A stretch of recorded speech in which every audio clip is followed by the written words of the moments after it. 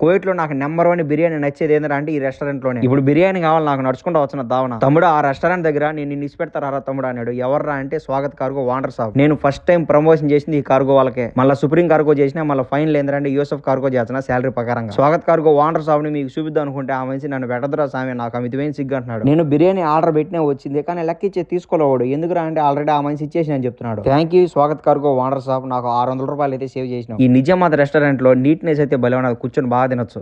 Authentic Hyderabadi दम biryani texture no ये delete कर दो थोड़ा।